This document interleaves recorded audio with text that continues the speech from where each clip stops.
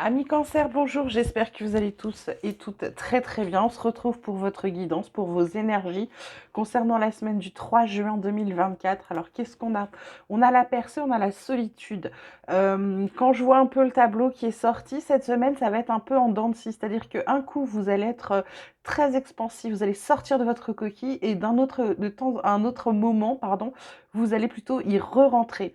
Parce que là, on voit échec, victoire, miroir magique. Vous vous attirez à vous. Donc, le miroir magique, bien sûr, meilleure carte du jeu. Donc, ça atténue tout. Mais vous allez passer de l'échec à la victoire. Ça va être noir et blanc cette semaine. Pour moi, voilà, c'est ça. C'est une semaine en contraste.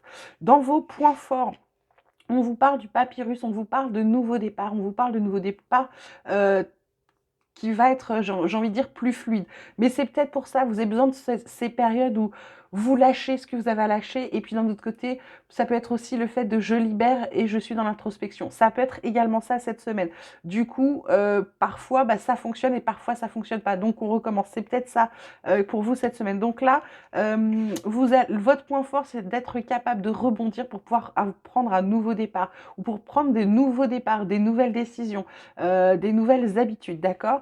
Votre point faible, c'est la carte du malheur, c'est la carte du fait, mais elle va également vraiment avec ça, avec la solitude. Je me renferme sur moi-même, j'ai l'impression d'être en deuil, je vais pas bien, je ressasse, je machin. Donc je pense que cette semaine, ça va être un peu ça. Il y a des choses qui viennent vous titiller. On aura peut-être des réponses la semaine prochaine, mais en tout cas, cette semaine, c'est un peu en dents de scie. Dans le relationnel, on a l'amour passionnel, on a le contretemps. Donc, amour passionnel, ça peut être également aussi le fait d'être passionné dans ce que vous faites. Mais ça ne m'étonne pas parce que, en plus, ça tombe sur échec et victoire. Donc, de toute façon, ce sont des choses qui vous touchent, ce sont des choses qui vous font réagir, d'accord? Donc, cette semaine, c'est passion. Et contretemps, donc des choses qui n'arrivent pas forcément tout de suite, d'accord? Ça met du temps, il y a du retard, ou alors c'est la pause, elle va avec la solitude, c'est peut-être le temps de l'introspection, où là, vous allez passer de tout feu, tout flamme. Pour moi, c'est vraiment une semaine en contraste.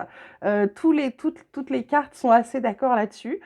Du coup, j'ai pas énormément de messages. Je suis désolée, d'habitude, j'ai plus de messages, mais là, du coup, il va pas y avoir énormément de messages parce que ça va être tout feu, tout flamme pour moi cette semaine. Ensuite, on vous parle du grand plan. On vous dit la vie est parsemée de leçons planifiées, de coïncidences pour vous faire grandir. C'est peut-être ça, hein, le fait de je me calme, j'explose, je me calme, j'explose, je me libère, je retourne dans l'introspection, je me libère, etc., etc. Ensuite, on a la carte des mots qui vous dit le succès va dépendre d'un état d'esprit positif et de l'emploi de certains mots que vous utilisez.